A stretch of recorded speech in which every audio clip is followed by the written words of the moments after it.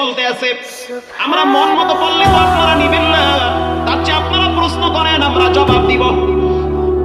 এটা শোনার পরে আমার হাত পা ঠান্ডা হয়ে গেছে। বেটাই বলে এরকম হাফেজ আমার জীবনে আমি কোনোদিন দেখি নাই।